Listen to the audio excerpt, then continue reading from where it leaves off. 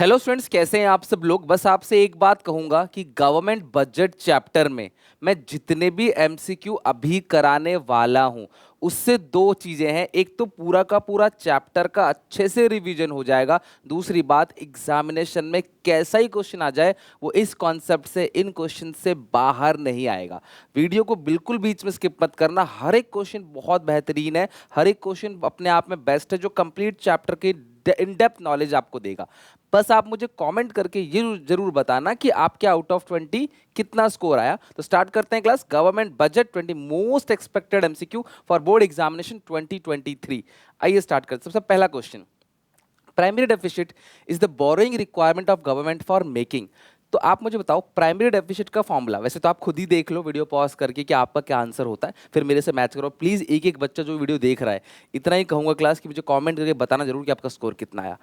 Primary deficit का formula क्या है? Fiscal deficit less interest payment. तो जो प्राइमरी डेफिसिट होता है, बोरोइंग्स रिक्वायरमेंट है गवर्नमेंट का, making interest payment other than interest. तो इंटरेस्ट पेमेंट तो हटा दिया ना आपने, तो जो बचा वो अदर देन इंटरेस्ट पेमेंट होता है, यानी कि इसका बी ऑप्शन करेक्ट। ठीक है, एक्सक्लूडिंग इंटरेस्ट, यानी कि फिजिकल डेफिसिट में से इंटरेस्ट घटा देते हैं और फिजिकल डेफिसिट को ही हम लोग क्या कहते हैं? Borrowings made by the government. Next, which one of the following statement is incorrect? कौन सा इनकरेक्ट है? करेक्ट नहीं, इनकरेक्ट है। Revenue receipts are regular in nature. Revenue receipt regular nature का होता है, सही है। There is no future obligation to return the amount in case of revenue receipt, correct है। रेवेन्यू रिसीट जो हमको मिलता है क्लास, फ्यूचर में हमारी कोई लाइबिलिटी नहीं होती उस पैसे को रिटर्न करने की। कैपिटल रिसीट इधर क्रिएट एसेट, जो कैपिटल रिसीट है, तो कैपिटल रिसीट इधर क्रिएट एन एसेट, क्रिएट नहीं होता, रिड्यूस होता है। और कॉज रिडक्शन इन लाइबिलिटी, भैया रिसीट से थोड़ी लाइबिलिटी रिडक्शन होगा, उल्टा लिखा है, ये कैपिटल एक्सपेंडिचर का लिखा है, तो ये स्टेटमेंट इनकरेक्ट है। फिर भी फोर्थ पॉइंट देख लेते हैं। Borrowings are treated as capital receipt, borrowing capital receipt है तो सही है। तो सी जो है ऑप्शन वो बिल्कुल इनकरेक्ट है। सो सेकंड क्वेश्चन का ऑप्शन नंबर सी इनकरेक्ट है। थर्ड क्वेश्चन पे आते हैं। विच the following statement is true? कौन सा स्टेटमेंट सही है? गलत नहीं, सही है। Fiscal deficit is the difference between total expenditure and total receipt. नहीं, टोटल एक्सपेंडिचर टोटल रिसीट जो है फिजिकल डेफिसिट नहीं होता। टोटल एक्सपेंडिचर और टोटल रिसीट माइनस करते हैं तो बजटरी डेफिसिट आता है। Primary deficit difference between total receipt and interest payment. Primary deficit जो है ना वो टोटल रिसीट और इंटरेस्ट पेमेंट नहीं होता, fiscal deficit minus interest payment होता है। Fiscal deficit is sum of primary deficit plus interest payment. Fiscal deficit minus interest payment करते हो तो क्या आता है क्लास? Primary deficit. तो अगर आप यहाँ पे देखोगे क्या लिखा है, सम ऑफ प्राइमरी, अगर आप primary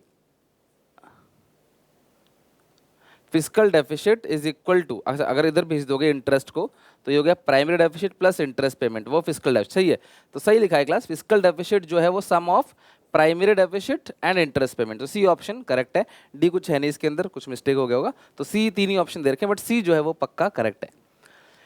identify the indirect tax from the following option. बच्चों बताओ कौन सा इनडायरेक्ट टैक्स है? ठीक है, और आप सबसे रिक्वेस्ट है एक बार कमेंट सेक्शन में कोई भी बच्चा क्लास जरूर अपने रिवीजन के लिए सारे इनडायरेक्ट टैक्स और सारे डायरेक्ट टैक्स की लिस्ट मुझे कमेंट में चाहिए क्लास। जिसका सबसे सही होगा मैं उसको पिन कर दूंगा। प्लीज कमेंट में क्लास मेंशन करो ताकि हर एक बच्चे को लिस्ट पता रहे। क्यों जरूरी थोड़ा ना हमेशा क्वेश्चन में यही चार ऑप्शन होंगे, कोई भी ऑप्शन आ सकता है। तो maximum list of direct tax and list of indirect tax आप लिख के दिखाओ, एटलीस्ट पांच पांच कोशिश करो लिखने की। Identify indirect tax from the following options. कौन कौन सा? ये डायरेक्ट टैक्स है class, corporate tax, income tax भी डायरेक्ट टैक्स है, goods and service tax class यही तो इनडायरेक्ट टैक्स होता है, कैपिटल टैक्स है डायरेक्ट टैक्स। तो कौन सा इसमें से इनडायरेक्ट टैक्स है? तो सी इनडायरेक्ट टैक्स है। पांचवा, in government budget revenue deficit 50,000 का है, बोरोइंग 75,000 का है, फिजिकल डेफिसिट विल बी। तो आपको फिजिकल डेफिसिट देखो यार, इसमें आपको बोरोइंग दे रखा है 75,000 का ना, तो ये 75,000 ही होगा। ये रेवेन्यू डेफिसिट है और ये क्लास आपको बोरोइंग दे रखा है, बोरोइंग को ही फिजिकल डेफिसिट कहते हैं। तो फिफ्थ क्वेश्चन का बी ऑप्शन करेक्ट है, 75,000। जबरदस्ती जोड़ घटा के मत कर देना कि भाई आया है तो मैं जोड़ ही दूं, लिख ही दूं। ठीक है, next, policy of surplus budget during inflation. बहुत इंपॉर्टेंट बात है क्लास। अगर कंट्री में इन्फ्लेशन है तो सरप्लस बजट बनाते हैं, कंट्री में डिफ्लेशन है तो डेफिसिट बजट बनाते हैं। ये कौन सा ऑब्जेक्टिव कहता है? Economic growth, stability, reducing regional disparity, reallocation of resources. सही है क्लास, इकोनॉमिक स्टेबिलिटी। अगर कंट्री में इन्फ्लेशन है तो सरप्लस बजट बनाओ, डिफ्लेशन है तो डेफिसिट बजट बनाना होता है। तो इसका बी ऑप्शन करेक्ट है, बहुत इंपॉर्टेंट है, ध्यान रखना। अगर इन्फ्लेशन है, लोग ज्यादा डिमांड कर रहे हैं, तो उनसे पैसा कलेक्ट करो, सरप्लस बजट बनाओ कि ज्यादा पैसा आपके पास आए। Seventh, identify the non tax revenue from the following statement. आपको नॉन टैक्स रेवेन्यू बताना है from the following statement. It refers to claim of the government on property of a person who die without leaving behind any legal heir. तो class वो कौन सा है, इसको क्या बोलते हैं? बहुत सिंपल है, स्कीड बोलते हैं ना उसको, जहाँ किसी प्रॉपर्टी की, किसी इंसान की काफ़ी सारी प्रॉपर्टी है, उसका कोई वारिस नहीं है, उसकी डेथ हो जाती है, तो वो सारा स्टेट गवर्नमेंट रख लेती है। ये सरकार के लिए रेवेन्यू रिसीट है, नॉन टैक्स रिसीट। तो बी ऑप्शन स्कीड करेक्ट है इसका, इसी के बारे में बात कर रहा है। Next, which one is a capital receipt? कौन सा कैपिटल रिसीट है? Which one is a capital receipt? कौन सा कैपिटल रिसीट है? तो licence and court fee receive by the government in year 2014-15। Licence और कोर्ट फीस जो सरकार को मिलता है, क्या वो कैपिटल रिसीट है? नहीं, तो रेवेन्यू रिसीट है। फाइनेंशियल हेल्प, ये भी रेवेन्यू रिसीट है class. Sales of 40% shares of public sector undertaking to a private sector, सरकार ने अपनी कंपनी के 40% शेयर्स बेच दिए, तो ये कैपिटल रिसीट है, डिसइन्वेस्टमेंट है। Profit, revenue receipt. तो आप देखो, ये भी ध्यान रखो, इससे ये पता चलता है कौन सा रेवेन्यू है, कौन सा कैपिटल है। क्योंकि कई बार क्वेश्चन, बड़े क्वेश्चन जो आते हैं ना 3 नंबर में, 4 नंबर में, उसमें कहता है आइडेंटिफाई करो कौन सा रेवेन्यू, कौन सा कैपिटल, आइडेंटिफाई करना है। इसीलिए क्लास ये ऑप्शन जो है बिल्कुल करेक्ट है। Ninth question, dash is a revenue receipt of the government. कौन सा रेवेन्यू रिसीट है गवर्नमेंट का? रेवेन्यू रिसीट कौन सा है? Fund raise by the government by issuing NSC. देखो, नेशनल सर्टिफिकेट को सरकार ने बेचा, उससे जो फंड लिया है, क्या वो रेवेन्यू रिसीट है? सेल्स ऑफ 40, तो अभी पढ़ा था हमने कैपिटल से। प्रॉफिट ऑफ एलआईसी अभी पढ़ा था, ये रेवेन्यू रिसीट है। अमाउंट बोरोड, ये कैपिटल। तो ये सारी चीजें क्लास कैपिटल है। एनएससी सर्टिफिकेट सरकार ने बेचा, वो भी कैपिटल है। ये सारी चीजें कैपिटल है क्लास। प्रॉफिट जो है वो रेवेन्यू है। तो सी ऑप्शन 9th क्वेश्चन का करेक्ट है। Construction of school building is a, school building अगर आप बनाते हो तो एक बिल्डिंग तैयार होती है, एक एसेट तैयार होता है, ये कैपिटल नेचर का एक्सपेंडिचर है। कौन से नेचर का एक्सपेंडिचर है क्लास? रिसीट नहीं है, ये है क्लास कैपिटल एक्सपेंडिचर, यानी कि 10th क्वेश्चन का सी ऑप्शन करेक्ट है। The budget has revenue deficit to get finance by. देखो यार, अगर कंट्री में रेवेन्यू डेफिसिट है तो उसको फाइनेंस कैसे किया जाएगा? या तो सरकार क्लास डिसइन्वेस्टमेंट करे, सरकार अपनी सारी की सारी असेट्स को बेचे, या उधार ले ले। दो ऑप्शंस होते हैं क्लास, बोरोइंग्स एंड डिसइन्वेस्टमेंट। तो बोरोइंग्स एंड डिसइन्वेस्टमेंट, पहला और दूसरा। तो इस हिसाब से सी ऑप्शन करेक्ट है, पहला और दूसरा। बोरोइंग्स या डिसइन्वेस्टमेंट, बोरोइंग से सरकार की लायबिलिटी बनेगी, डिसइन्वेस्टमेंट सरकार के एसेट कम होंगे। ये दो तरीके हैं क्लास आपके पास रेवेन्यू डेफिसिट को फाइनेंस करने के लिए। टैक्स से आप नहीं कर सकते, क्यों नहीं कर सकते? क्योंकि इंडिया गरीब देश है। अपने लिए आप गरीबों पर बोझ नहीं डाल सकते कि और टैक्स दो, वो पॉसिबल नहीं है।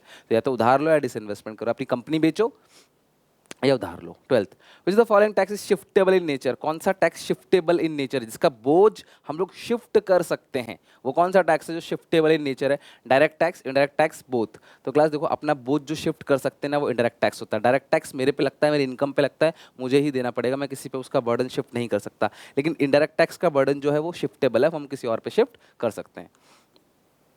13, direct tax is also called direct because it is collected directly from. Direct tax को डायरेक्ट कहा जाता है क्योंकि डायरेक्ट किससे कलेक्ट किया जाता है? प्रोड्यूसर से। ध्यान रखना, प्रोड्यूसर से जो कलेक्ट किया जाता है वो इनडायरेक्ट टैक्स होता है। सेलर, वही इनडायरेक्ट टैक्स है। बायर ऑफ गुड्स, वो भी नहीं है क्लास, वो जीएसटी होता है। इनकम अर्नर, सीधी सी बात है, ध्यान रखना, डायरेक्ट टैक्स का मतलब है इनकम टैक्स।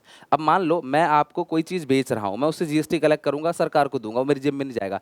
लेकिन जो मैंने मार्जिन रखा है, जो मैं प्रॉफिट कमा रहा हूँ, जो मेरी इनकम है, मुझे उस पर सरकार को खुद टैक्स देना पड़ेगा भैया, क्योंकि वो मेरी इनकम पे, मेरी जेब से टैक्स निकलेगा, सरकार की जेब में जाएगा, वो होता है डायरेक्ट टैक्स। तो डायरेक्टली इनकम अर्नर पे लगता है, डी ऑप्शन है। इनडायरेक्ट टैक्स क्या होता है? सरकार ने मेरे पे लगाया और मैं तुमसे ले रहा हूँ, तुमसे लेके मैं सरकार को दे रहा हूँ, तो आपका पैसा सरकार के पास जा रहा है लेकिन मेरे थ्रू, इनडायरेक्टली, इसीलिए उसको इनडायरेक्ट टैक्स बोलते हैं। और मेरा इनकम टैक्स मैं खुद सरकार को भर रहा हूँ, तो मेरी जेब से सरकार की जेब में डायरेक्ट टैक्स, आपकी जेब से मेरी जेब में, मेरी जेब से सरकार की जेब में इनडायरेक्ट टैक्स, आपकी जेब से दुकानदार की जेब में, दुकानदार की जेब से सरकार की जेब में इनडायरेक्ट टैक्स, आपकी जेब से सीधा सरकार की जेब में डायरेक्ट टैक्स। तो ये क्लास इनकम अर्नर पे लगता है, डी ऑप्शन करेक्ट है। 14, primary deficit government is equal, तो प्राइमरी डेफिसिट का फॉर्मूला क्या होता है? Fiscal minus interest payment. तो आप देखो, इंटरेस्ट पेमेंट नहीं, इंटरेस्ट पेमेंट लेस बोरोइंग नहीं, borrowing less interest payment, borrowing को ही तो फिस्कल डेफिसिट बोलते हैं, लेस इंटरेस्ट पेमेंट, ये आ जाएगा क्लास आपका प्राइमरी डेफिसिट, यानी कि सी ऑप्शन 14 क्वेश्चन का करेक्ट है। 15, union budget is a budget of, मैंने आपसे कहा था क्लास 1 फरवरी को, अभी अभी फरवरी में ज़्यादा दिन नहीं हुए क्लास, ठीक है, 1 महीना पहले निर्मला सीतारमन ने बजट अनाउंस किया था, है ना, जो आपने सबने टीवी में देखा होगा।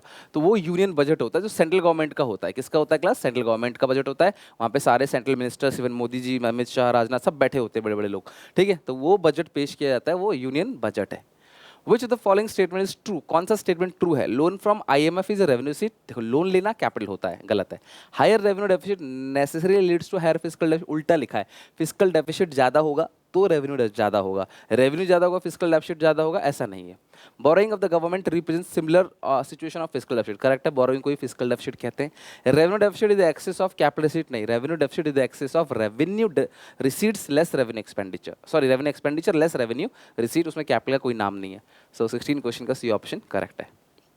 17 question, these are progressive in nature, these are progressive in nature, कौन सा प्रोग्रेसिव इन नेचर है? जैसे से इनकम बढ़ता चला जाएगा आप पे टैक्स का बर्डन ज़्यादा आता चला जाएगा, इन जितना ज़्यादा कमाओगे उतना ज़्यादा टैक्स, मैंने आंसर बता ही दिया आपको, जितना ज़्यादा कमाओगे मतलब इनकम टैक्स, और इनकम टैक्स कैसा होता है? Direct tax, direct tax progressive है, जितना ज़्यादा तुम्हारी इनकम होगा उतना ज़्यादा टैक्स तुम पे चार्ज किया जाएगा। इनडायरेक्ट टैक्स सामान पे लगता है, लाइक जीएसटी, मैं खरीदूँ चाहे अमीर आदमी खरीदे चाहे गरीब आदमी खरीदे, और जिसके अंदर जो सामान का कीमत है वही रहेगा, वो इनडायरेक्ट टैक्स है, समझ रहे हो बात को। लेकिन इनकम पे जो टैक्स लगता है वो डायरेक्ट टैक्स है, वो प्रोग्रेसिव नेचर का होता है। इनडायरेक्ट टैक्स रिग्रेसिव नेचर का होता है, इनडायरेक्ट टैक्स रिग्रेसिव नेचर का होता है, ठीक है। 18, disinvestment bye the government means, disinvestment bye the government, investment, सरकार अपनी शेयर्स को बेच रही है, उसको बोलते हैं। Selling of fix capital asset, नहीं। Selling of shares of public enterprise by it, ये करेक्ट है। बिल्डिंग ऑल, नहीं। तो डिसइन्वेस्टमेंट मतलब सरकार अपनी एसेट्स को बेच रही है, this is called disinvestment, PSU disinvestment बोलते हैं, पब्लिक सेक्टर अंडरटेकिंग, जो कंपनी चल रही है उसी का एक हिस्सा सरकार ने बेच दिया, दिस इज कॉल्ड डिसइन्वेस्टमेंट। एक बजट डेफिसिट 25,000 का है, बोरोइंग्स एंड लायबिलिटी 7,000 का है। मैंने आपसे कहा था क्लास कि जो फॉर्मूला है फिजिकल डेफिसिट वो है बजट डेफिसिट, अगर गिवन है, वैसे तो फिजिकल डेफिसिट बोरोइंग के बराबर होता है, but if budget deficit is given तो fiscal deficit is equal to budget deficit plus borrowings and other liability, ये तब लगाते हैं जब क्लास बजट डेफिसिट गिवन हो। तो यहाँ पे बजट डेफिसिट गिवन है 25,000 का और बोरोइंग गिवन है 7,000 का, 25 + 7 32, ए ऑप्शन करेक्ट है क्लास। 19 क्वेश्चन का 32,000 करेक्ट आंसर है। Now come to last question, जरा देखो और मुझे बताओ क्लास की लास्ट क्वेश्चन का आंसर क्या होगा। Dash budget is prepare during inflation, inflation के टाइम पे कौन सा बजट बनाते हैं, सरप्लस या डेफिसिट? इन्फ्लेशन के टाइम पे क्लास बनता है सरप्लस बजट, डिफ्लेशन के टाइम पे बनता है डेफिसिट बजट। तो ये थे 20 क्वेश्चंस और एग्जामिनेशन क्लोज है, मैं टाइम वेस्ट नहीं करना चाहता, मैंने फटाफट क्लास आपको करा दिया और ये सीरीज बरकरार है, डेली बेसिस पे आपको वीडियो मिल रही है।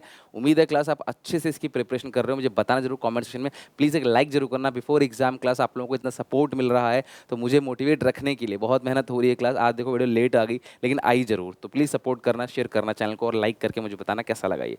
मिलते हैं नेक्स्ट वीडियो में, तब तक के लिए take care, bye bye. One shot सारी की सारी रेडी हैं, आप जाओ प्लेलिस्ट के अंदर जाके देखो, हर चैप्टर का वन शॉट मैंने बना रखा है, पूरा इंडियन, पूरा मैक्रो डिटेल वीडियोस भी हैं, तो उसको देख के वहाँ से कवर करो। मिलते हैं नेक्स्ट वीडियो में, टेक केयर, बाय बाय।